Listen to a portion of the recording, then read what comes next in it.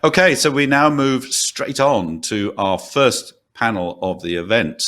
The panel is Data-Driven Operations, Applications, and Benefits. And it is moderated by Dr. Satyam Priyadarshi, who is Technology Fellow and Chief Data Scientist with Halliburton. Satyam, are you there? I am here. Good morning. Can you hear me?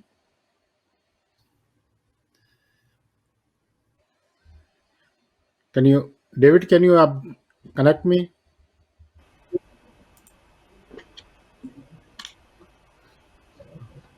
Hello. Voice. Hello. Hello. Hi. David, why is my video not showing? Oh, it's showing.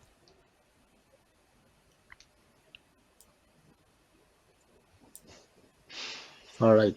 Good morning, everyone.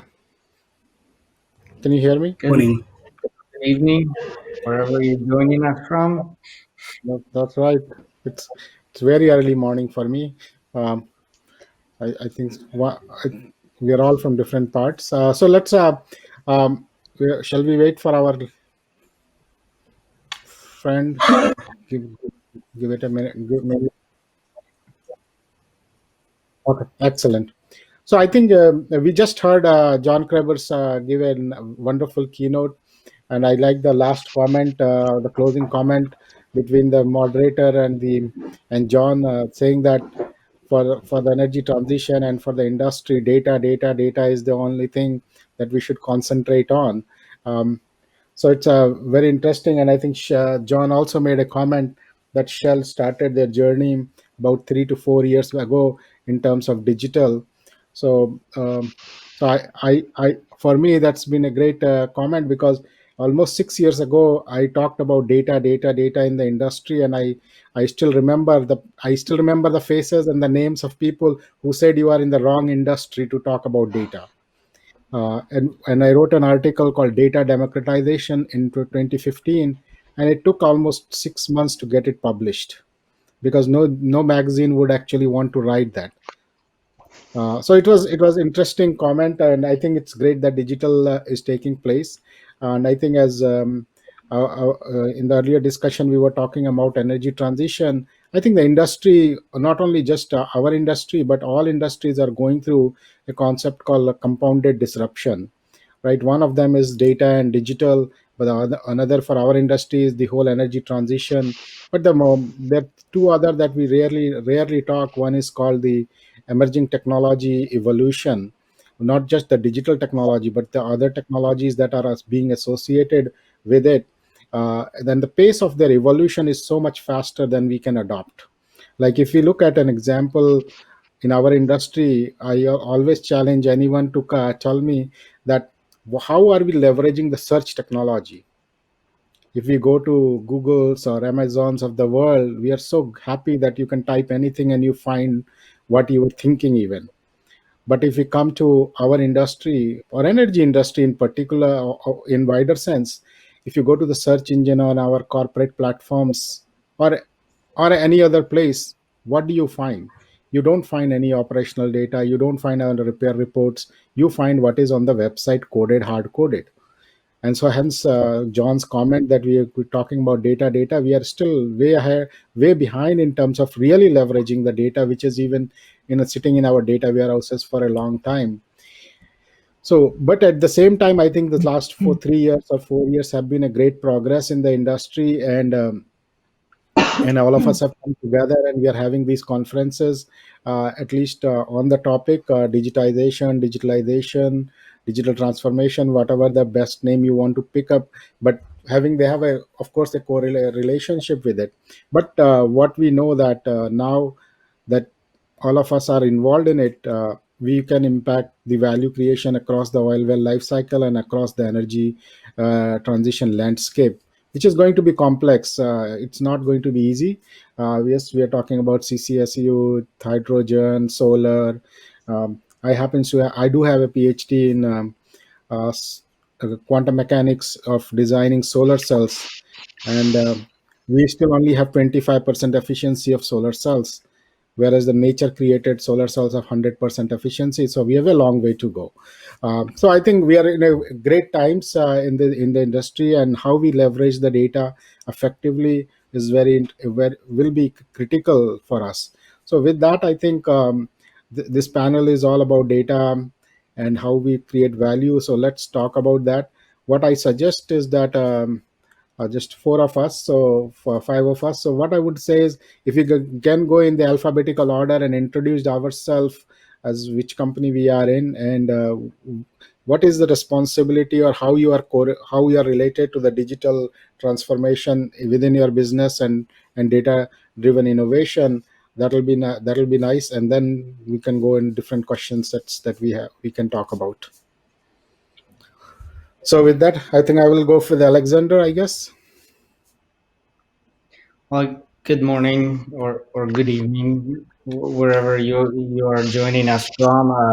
It's 3 o'clock in the morning for me, so organizers agreed to play a really loud sound if I fall asleep in the middle of speaking here. My name is Alexander Klebanov. I'm a principal data scientist at Chesapeake Energy. So I lead data science at our organization, which means many things, from machine learning and AI to evangelizing data and digital transformation. And I'd say the biggest deterrent and the accelerator of digital transformation for us was cultural transformation at every level of the organization. Dr. Alister.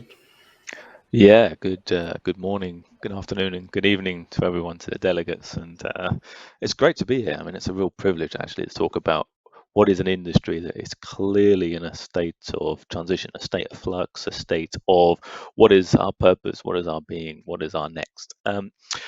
So my role, thank you for introducing me there.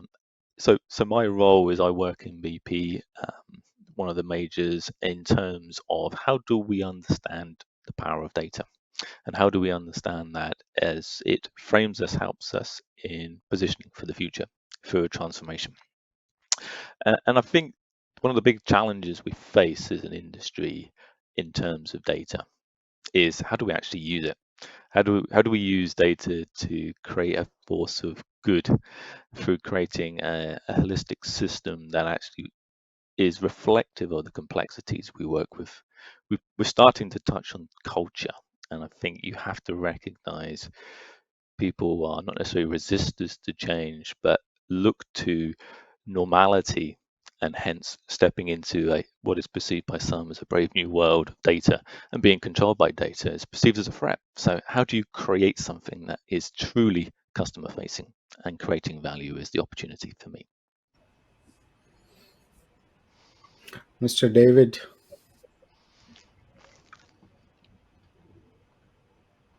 Mr. David, can you? Oh, David is not. Yeah, sorry, he didn't join. Okay. Mr. Fadhlan. Did I say the name right? Yes, good evening. I am about 140 kilometers south of Kuala Lumpur in Malaysia. I am heading the innovation team in PETRONAS, and just wanted to inform you that I'm proud to say that PETRONAS just won, together with Mercedes-AMG, the 7th World Championship title for Formula One. That is how we use technology. And my role in PETRONAS is to introduce new technologies from external service providers to PETRONAS by means of a digital technology crowdsourcing called iGap, Innovation Gateway at PETRONAS, which consists of a technology challenge and also the technology marketplace. Over to the next person. Kine. Yes, hi. So my name is Kine Ardal, and I'm Digitalisation Manager in Pandion Energy. We are based in Norway, and I'm leading our digital initiative in the organization, and we have now a focus on subsurface data with the goal of transforming our subsurface workflows. We want to drive innovation, enhance efficiency in the way we are working exploration, for oil and gas on Norwegian continental shelf. And the other panelists have also touched upon the culture and the workflows, and that's one of the key words or important topics I've found also in terms of maturing digital, that it's truly a journey and an evolution. And in terms of being ready to use data, we often hear about data being ready for machine learning and AI, and we need to prep the data. But what I've found is that it's not just the data that needs to be ready for AI, it's also actually us and our understanding. So we need to be clear on what we want to predict, what we want to machine help us with, the strengths and weaknesses in algorithms. And so key point, it's a journey, and it's important to acknowledge that it also takes time for the cultural understanding to come along. Thank you, Kine. David, I think if you can introduce yourself. Apologies, I had technical problems logging in, so your text trying to help me soon. So my name is David Edem. I am the Digital and Information Management Director here at Chrysaor. So I like to look after two sides of the same coin, so digital as well as data and information, and working across our business to help us utilize information and data better to enhance insight on our business operations. So really appreciate the invite to be here to share. Excellent. All right, so going back to John Craver's last statement and digital that we talk about. So when I say I say it's data-driven digital transformation, that is the era that we live in for our industry. One of the challenges that all of us have talked about is cultural transformation. But stepping back one and saying that, do we really understand what digital transformation means to us? So maybe if we can just say what we think or what our organization thinks what digital transformation is, that will be let's start the conversation there, and then we take it forward.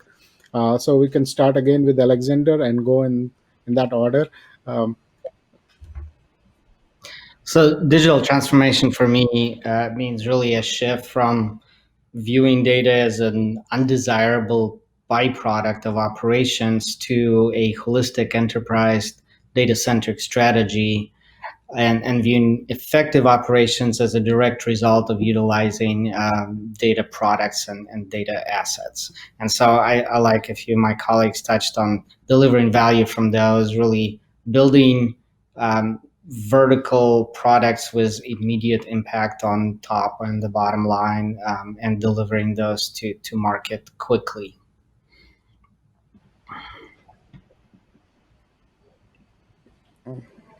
Great. If I come in next, yeah, I mean, yep. Great build there. I mean, I think it's about products, it's about customers. But let me come at this maybe a slightly different way. You know, a dear colleague, a very great colleague of mine, kind of coined a phrase that is really resonates across our organization, and he talks about digital exhaust. So any operation, whether it be a subsurface operation, a wells, topsides, an export operation, creates a digital footprint. And that has historically, and it depends on the heritage of the facilities and the data architecture that's been built up over time, because naming conventions are all very different. It's what we've probably learned and experienced through asset builds. You know, so you have this digital exhaust. How do you then interrogate it? So you can be very much seduced by, let me describe it as a technology solution or a point solution. So how do you then actually create an ecosystem, something holistic around that data set, that digital exhaust? And I think you can do that through bespoke products, and they will certainly give you a buzz in terms of actually giving you an upside and understanding for a point solution. But how do you create a holistic approach? And I think it isn't just about data. We talk a lot about data and digitization here, but it's a lot also about how you flex the organization to be able to demand the right data. So it's almost about how you design the organization as well, how you construct your teams.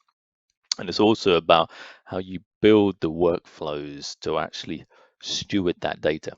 So it transforms from being almost a chaotic digital exhaust to a structured frame that the organization is then programmed in to extract value from it in terms of whether it be a subsurface data set, high resolution data, whatever it may be, and how you pull that through. So that's for me what the next thinking is beyond just stewarding the data and wrestling it to actually how does the organization consume that data in a holistic value chain that drives true outcomes that allows it to be flexible. That's the challenge and opportunity at the same time. Yep. David, you want to go next? So perhaps my statement may be slightly controversial, but I don't believe in digital transformation. And that's a personal view. That's because transformation is quite a strong word. When you think about the fact that, most of us have the same meals for breakfast, we are creatures of habits. We park in the same spots in the supermarket. We eat the same things. We have habits. We go to the same restaurants and order the same meals. When you then talk about transformation across an enterprise, especially when you think about our industry being energy, oil and gas, that in itself, my challenge with the terminology transformation is that I think it alienates people, because a lot of people are, dare I say, comfortable in the way they work. So though to an extent I believe that we can transform certain business processes and certain ways of working, a digital transformation talks about transforming an entire organization, which we have to be quite careful about how that's received, because I actually think digital is all about people. And if I simplify digitalization, so I like to use the term digitalization or data-driven operations or analytics automation, the elements of digital that enables our business in making better decisions, in optimizing processes, in being more efficient, in being data-driven.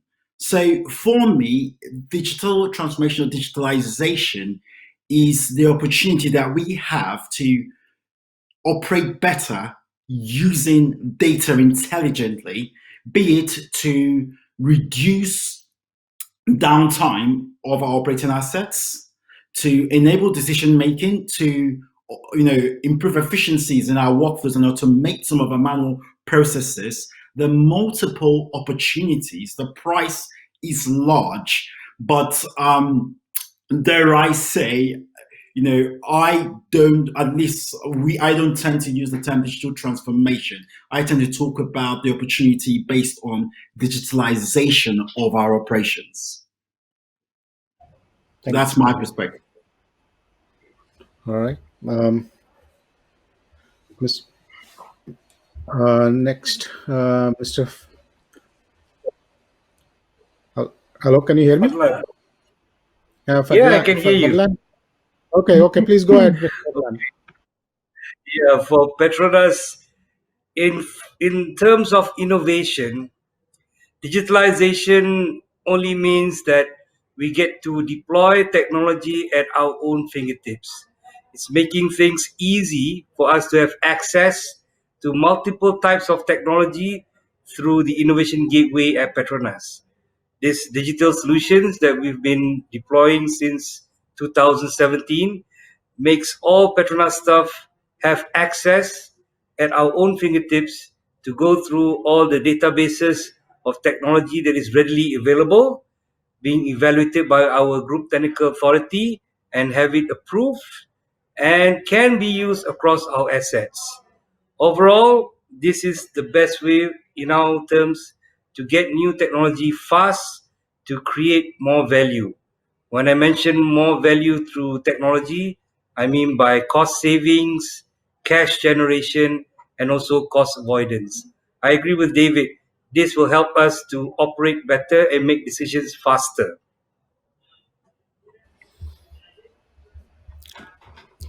Next, Kine.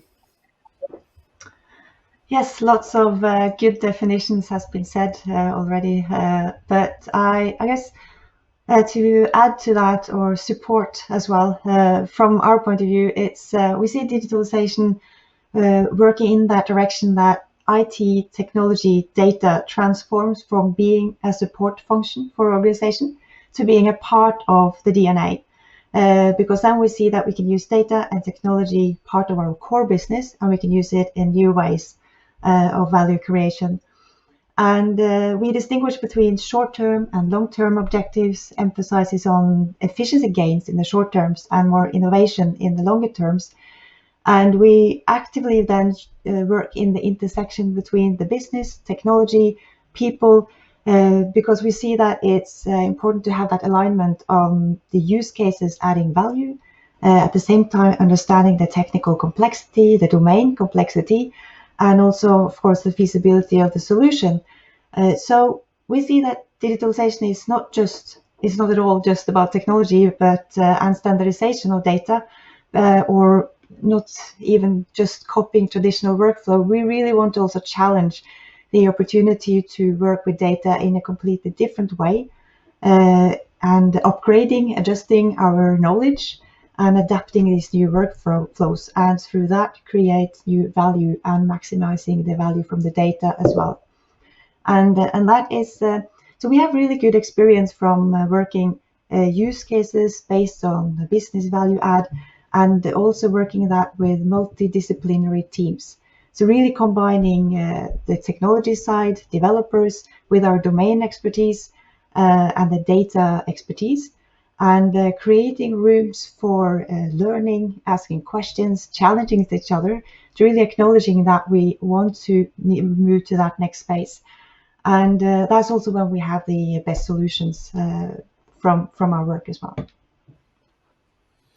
So picking up on comment that David made, this is that transformation is hard, right? And if we are creatures of habit.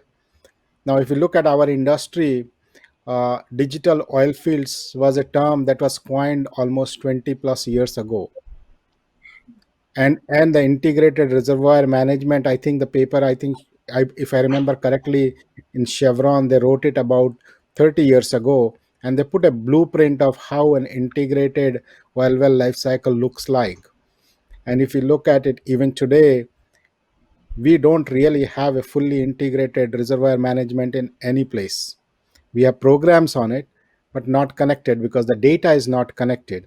So the question for David and then and for everyone, how long can we wait to stay within the like the natural habit? How do we do our job? Because we have taken 20 to 20 years not actually having achieved digital oil fields. So we'll start with David and then we go back in alphabetical order. It's a really good question. So my statements are not about not believing in transformation across the organization, is perhaps a more realist view. It doesn't mean I expect us to stay the same. There are multiple scenarios in organizations I work for, in Chrysaor and where I used to work, where we have embraced digital and we have transformed certain elements of our operation.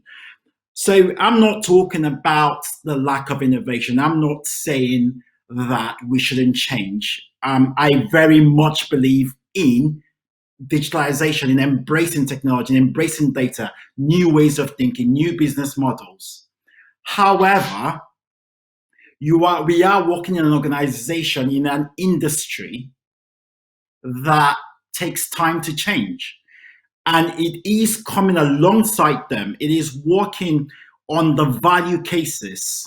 It is choosing where there is the most value. It's a selection of the digital projects, of the digital capabilities that we invest in and we pursue. So it is, the important thing about digitalization is about people. It's taking them on the journey. It's working with them. It's understanding their appetite for change. It's helping them understand the value of that change. So I share the perhaps frustration that we as an industry have not changed as quickly as we need to. And I would say something else that I've perhaps said at this conference before. Most industries that have actually transformed have done so based on external factors. When you look at retail, finance, they've done that based on competition. Oil price and other factors have the opportunity perhaps to pull us in the right direction and energy transition in terms of digitalization. But while people still feel they have a choice, it is quite difficult to transform. And that's my point of view. I very much support the move and improvements in doing things differently, in embracing technology and data, but you cannot move people quicker than the organization, the industry, the individual can handle.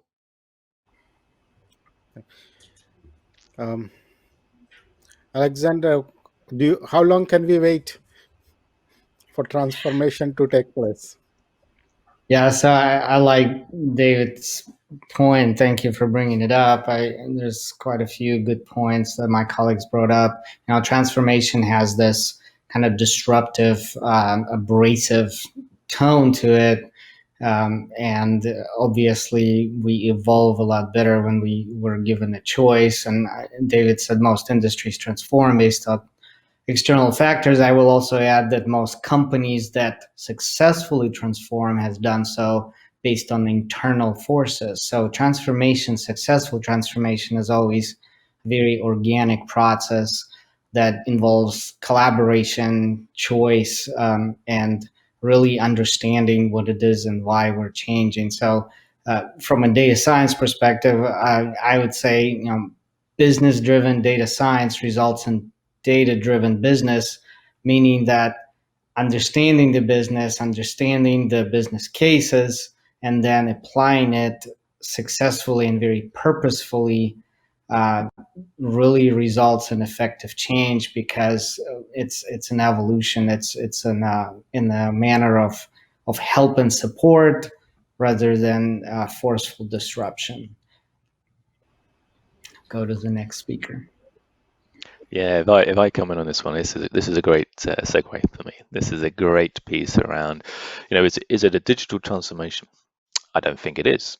I think digital and digitization is a key pillar in how the industry, which is facing, probably the biggest challenge it's faced in its 100+ years of history, pivots to the demands of our customers. And I think certainly for those of us that have worked more in the heritage upstream or kind of the nearer reservoir piece, have felt very distant from our customers and what our customers are, which are perceived to be distant users. We've been benefited, and of course the oil prices varied significantly over its history, but we have been benefited largely from being an industry that is well funded. Now, of course, that's radically changed. So as we talk transformation, for me, the digitization piece is a foundational pillar, but it isn't about only doing a digital transformation. You have to think about how the organization is structured. You have to think about how you flow work to and from the organization, and how you use digitization through data, through tools, to actually underpin that. Why I think we talk digitization now is the accessibility of low-cost solutions is now at its highest, and of course it's going to advance, right? As we see this inflection of digitization increase, but we do now have apps and that type of environment that can be readily and quickly switched to a user's or a value creation need. And I think that's why we talk about digitization as being a key part of a transformation, but it cannot be the only part. And transformation is a much bigger vehicle or much bigger challenge than just digitization. Mr. Fadhlan, Okay. how long can For PETRONAS, the digitalization has been a catapult for us to push forward in getting more access to technology faster than before. Our fear is actually the expectation from PETRONAS as a customer is fairly high. From my conversations with the people on the ground here on site, I can see that the expectation for digital solutions at a low cost, like what my colleague from BP mentioned, is extremely high. They prefer to deploy as many digitalization solutions as possible to ease the current operation work on a daily basis. My fear is that the external technology providers may not be able to provide the right solution that is suitable for us at the right price, because the demand for all these solutions varies from upstream, from downstream, from gas and new energy. It is just that the technology and innovation related to digitalization is not suitable yet. There's so many gaps that we need to address to before we can find the right solutions for our operations. Keen. Yeah. My comment to that is that yes, I support that digitalization does take time, and I would rather like to look at it as an evolution, also acknowledging that we need people on board and learn at the same time. But we can still deliver on short-term improvements, and then step by step, steadily moving ahead through the evolution. We open more eyes, and we take in how we can actually work more data driven and get value from both data and new technology. And I also think it's important then, when planning these digitalization projects and investing in them, that we actually acknowledge that the journey of learning is also a value add, and allowing time for that. And then that is as important as also solving the use cases. And for us, we've seen that on the short term, we have provided our geoscientists in the subsurface space more access to data. They now have a richer data set at hand, so they can do their evaluations. So that again is the efficiency gains, but it's also starting for them to get more insight from the data also. And then we're also starting to see the benefits of the longer term innovation, because they have now more data at hand, so they can start to cross combine in new ways. And that also triggers new ideas, and ideas are why, and a curiosity to data. So why it's important to get access to more data, and what we really mean by this data driven. So I think that it's important again to look at long-term visions and the roadmaps, but also breaking it down into step by step and just working it steadily, one step at a time. And then we open more eyes and we see results as well. Excellent. So all of us talked about data driven and data. But one of the challenges, I think, even in a conversation before us, there was a question about whether the data is ready for people to use for AI, or I think even Keen mentioned earlier that data has to be ready not just for the sake of data, but for that AI as well.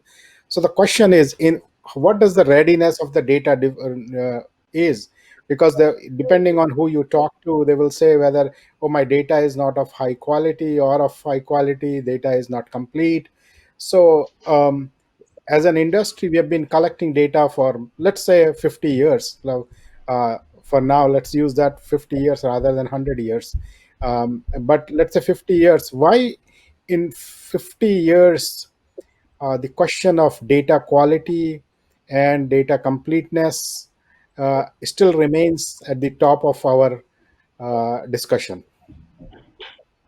So we start with Alexander and then go in the... All right, I get to go first again. So it's a really good question. When is data quality is done? I would say never. Is it always unusable? It's always somewhat usable. So I think there's a big distinction between human readable data and machine readable data. So we've spent 50 years, 100 years, potentially even having efforts to clean our data for human readable data, so we can read reports and look at it on paper, which is very different from models and computers looking at data. So it's very different. I think on the operations side, it's a lot easier because, with kind of objective data streams like IoT and sensor streams, machines can create clean data streams and that are immediately useful for very narrow purpose models. Becomes extremely more complicated and increased dimensionality when you're talking about subsurface data. So that's different.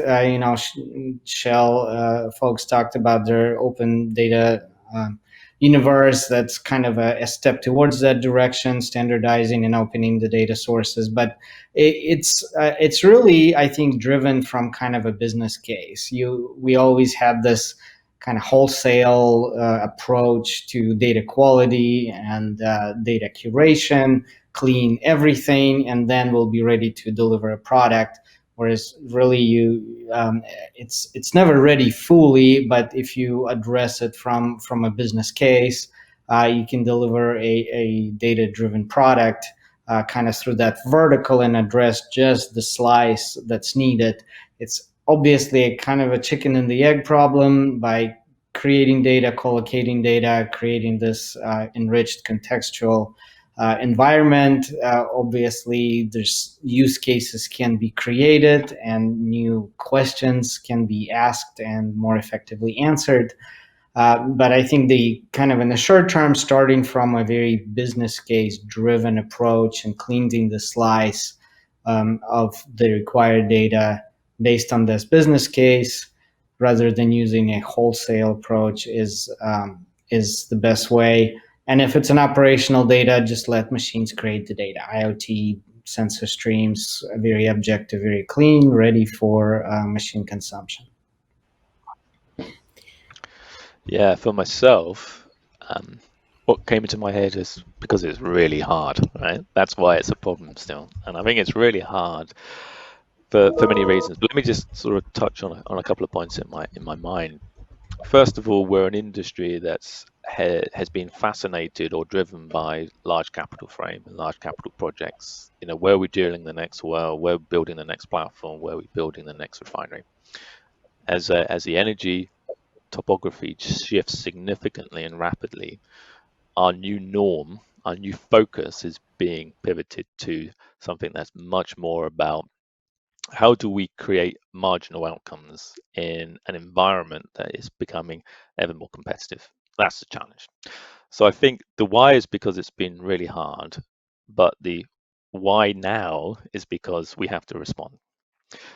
The really hard has meant that we have, and I love the analogy of human interface versus machine interface. Our historic data has been piecemeal. It's been driven by individual solutions for individual problems and niche outcomes because it's really hard to connect the bigger frame. One is a bit about data capacity, computing capacity that's now benefited that. The other is we've been distracted with big capital frame. And I think now the opportunity is how do we create the data foundation, data lake, data cloud, call it what you will. How do you then steward data into a framework that allows you then to innovate and create true value from? That's the big challenge. And I think the recognition, certainly internally within the company I work for, is around we need to understand our data to be able to transform, not data will drive the transformation. And so I think that's a little bit of why and how the approach is working internally for ourselves. David? So I'll go next. You asked why hasn't it changed in 50 years? The reality is, until recently, data was not really seen in our industry as a business asset and across many industries. So we've now quickly realized the real value that we get from data. The challenge is that we have a whole legacy of data to deal with. So Many of us are using a more pragmatic approach in the sense that we could set out the data governance required for the future, for all the data that comes in, for both human and machine consumption. But at the same time, we cannot go and sort out 50 years, 100 years of data. That's a losing battle. So we basically have to spend time with our business to understand the most valuable data sets required for decision making. And that's where we focus our data cleansing, data structuring energy. I, again, don't personally believe in just throwing everything into a lake. I believe very much in looking at what data within your organization enables appropriate decision making. We have a lot of data, but what is truly valuable? And that's where we focus our efforts. Keep it simple, keep it small, do it in biteable chunks. Focus on, if you're working with subsurface, are we looking at well trajectory data and well headers? Think about the data types. We don't have to sort out every single well data type. We don't have to sort out every operational engineering type. We have to look at the key types that are required, the key data objects that actually are required, and that's what we focus on. Like my colleagues here have mentioned, data cleansing, data governance is difficult. It's not sexy. It's not the machine learning and all the other fancy things we like to talk about at conferences. It's boring, it's difficult, but it needs to be done.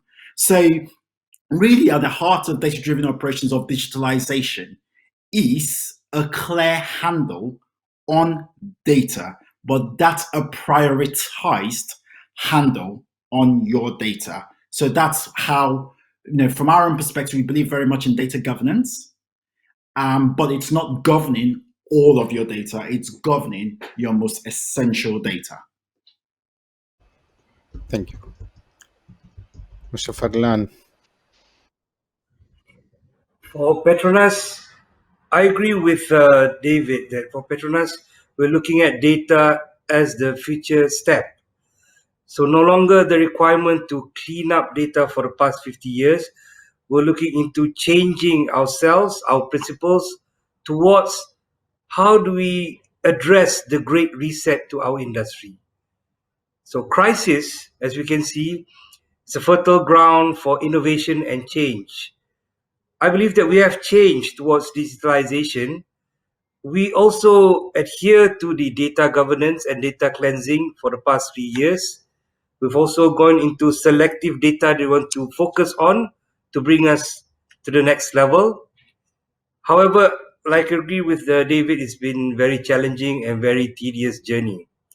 So now we're looking into how do we harness the selective focused data that we want to evaluate, interpret, and incorporate into our digital solutions so they can help us to move forward. The best case is when we have preventive maintenance digital solutions, we always look into the trending for the past. Now with this great reset in our industry, the prevalent data may not be captured before, but it should be captured now in order for us to move into this digital age. Thank you. Kine, your comment?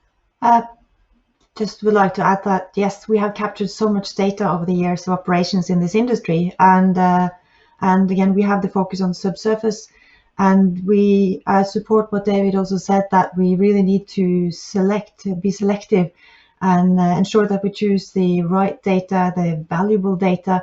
We also tend to look into actually what has traditionally been a bit hidden data.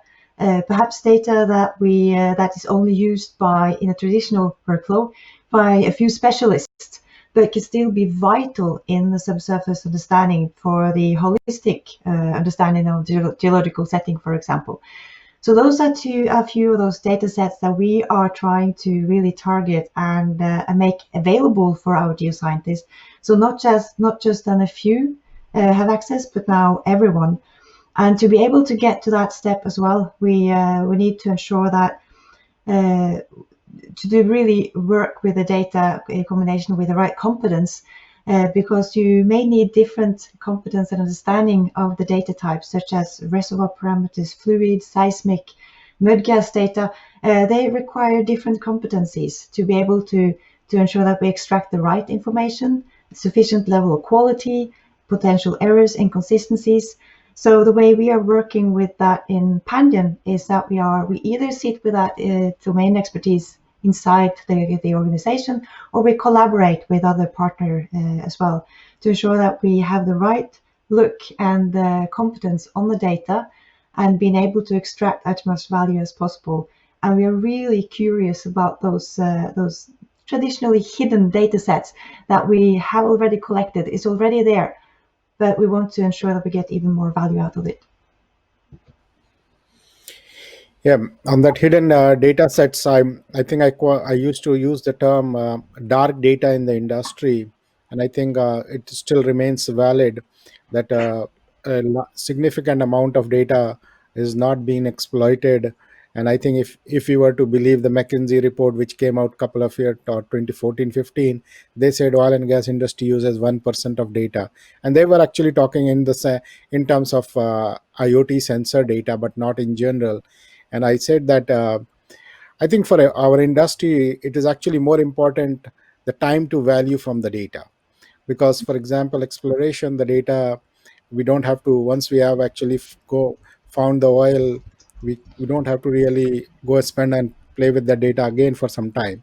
So whereas in drilling operations, a lot of things have to be done in real time if you want to optimize it. So it's a time to value of the data is very, very important for us than just the volume of the data. The second part is that I think this whole data quality notion, it really is a time that we could actually leverage the data science. And Alexander probably would agree with me that as a data scientist, while I think, I don't know who mentioned the comment that it may not be the most sexiest thing to do, the data cleaning, but actually that's where actually data scientist work becomes interesting, because algorithms can be used for that rather than manual process. The because we have to reduce the cost to actually get what I call dark data to smart data, and to create that smart data, I think the role of data scientist is cut out for it. And because the technology has evolved significantly, and I think now, at least in last 2-3 years, the awareness is there. And so if we focus on reducing that cost, I think we can really change how we actually leverage the data. One of the um, challenges are that we should really discuss on building on top of it. What will it really take for us to actually leverage this data driven innovation culture in the organization? But not right, we have briefly mentioned cultural transformation, but I think one of you mentioned that I think David mentioned that, I don't believe in data lakes, for example, right? So there are a lot of pieces of the puzzles there. So in order to really accelerate the data driven innovation in our industry, what what is really needed? So let's hear comments from Alexander first, and see how what are the terms that come out of this. Okay, so I think what I'd like to see is this evolution from really trying to solve problems and simplify processes to optimizing business outcomes. So a lot of the times, we focus on potentially finding cheap solutions to problems that don't need to be solved, and that there could be a learning exercise in itself, but really finding the most impactful problems is where we need to focus, and that's a two-part journey. It comes from collocating data and technology, and also collaboration and communication. It's it's really a dialogue between the data scientists, between the geoscientists, the engineers, the data specialists. The greatest success for Chesapeake has been fostering the community of geoscientists, engineers, cross-skilling into data skills and writing machine learning models and understanding data analytics.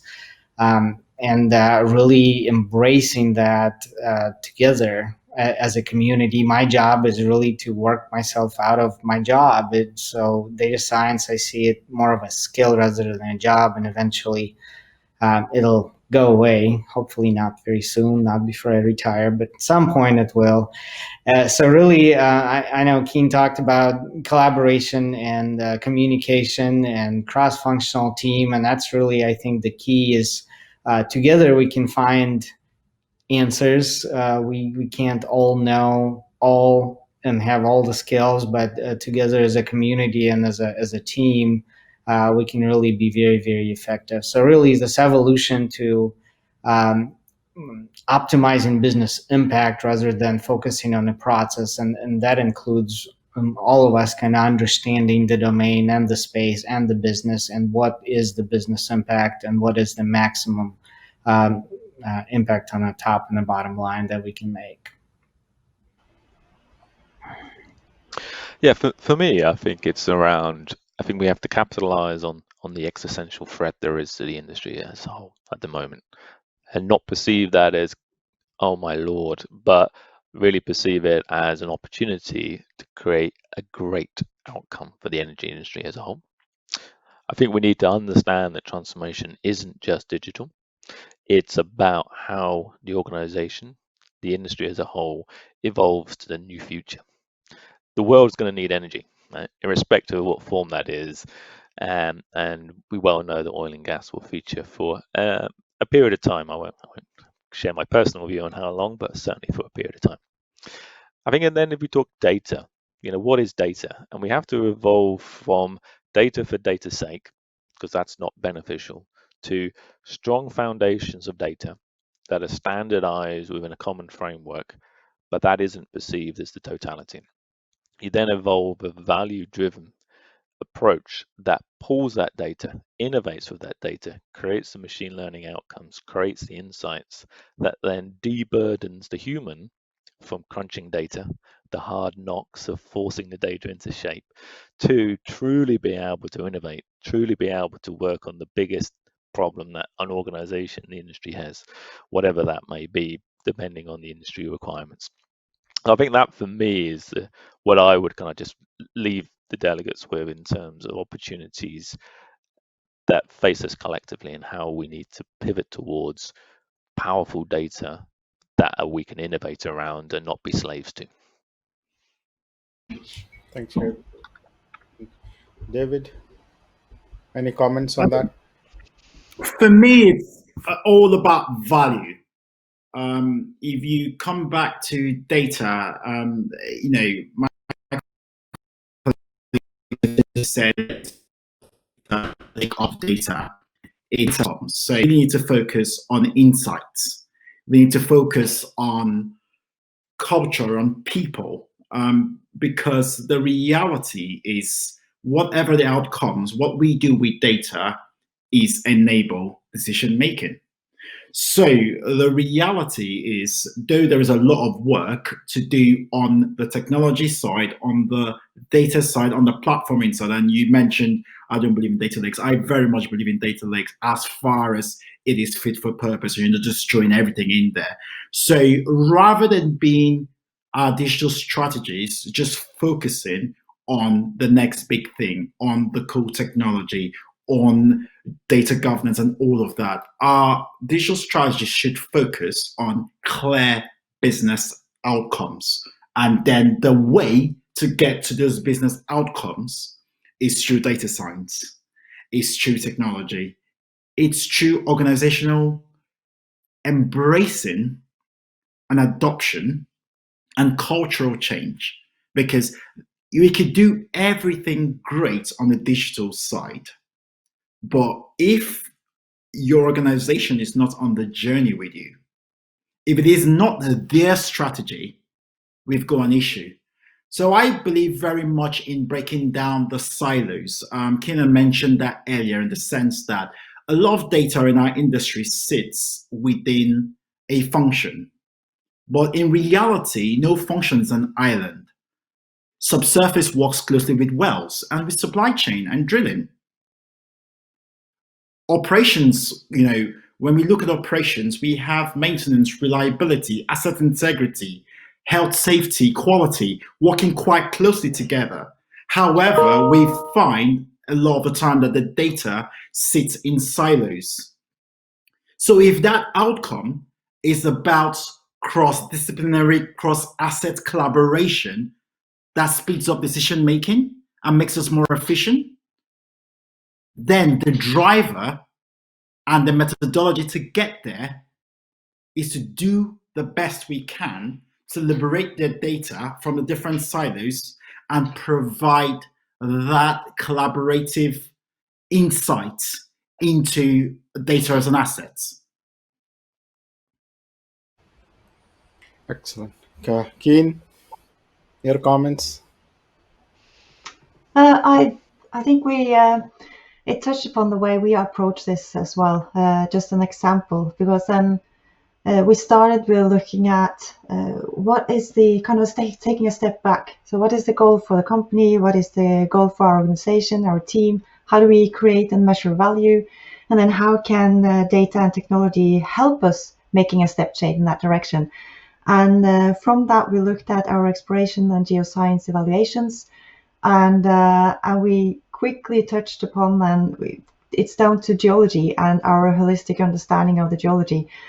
Finding targets, we aim to find new oil and gas opportunities. However, it's challenging because it's all subsurface by thousands of meters. So we need to use all the data at hand in all sorts of combinations, as rich as data as possible. And as David touched upon, of course, these silos. But we really need to kind of break them to get this true holistic geological picture. So for us, we've seen that as a paradox that we've been really motivated by to solve. Because the paradox is like like a giant puzzle what we are doing to understand the subsurface, yet the data is still quite siloed. And we want to ensure that we work in that direction to break these silos of data, so we can facilitate those new cross combinations of data for our geoscientists. So with that in mind, that overall kind of motivation for this the paradox and solving that, we have defined the roadmap of use cases, and we are now in Pandion kind of steadily generating a richer data set for our geoscientists, a more complete set of pieces in the puzzle for them to now do on-the-fly analysis, new cross combinations, and we see that it's starting to really help them understanding the petroleum system elements better. And so that has been we found the being really motivated by this paradox, and also taking that step back in what are we actually trying to solve, how do we generate value, and then building on from there. Excellent. So we're just running out of time. We have less than a minute, or less than 1.5 minutes. So I think let me summarize. I think what we heard, that digital transformation, data-driven innovation, and collaboration are key important aspects for this for the industry. Data in all shape and forms is important, and how we actually create value from it is more important than just data for the data's sake. Many years back, I used the term co-innovation, and that was not very well understood. But I think in the last 4 years, I think people have started talking about it. I think David mentioned that we are not just scientists, we are not just drilling, we are actually a combination of all of it. I think this co-innovation culture that needs to really go across the organization and across the industry is very important. I think knowledge sharing is very critical. Even if we don't share data, which will take a long time in this industry, even though there are various efforts, if you were to compare with healthcare and all, but at least the knowledge sharing will be very important for us in terms of maximizing the value of data in each of the organizations.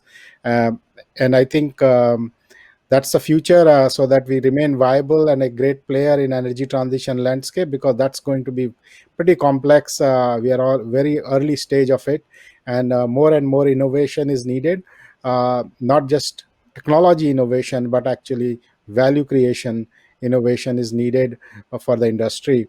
With that, I would like to thank Alexander, Dr. Alister, David, Fadhlan, and Kine for joining this panel. Thank you, everyone. I think with this, that's a wrap up. Thank you.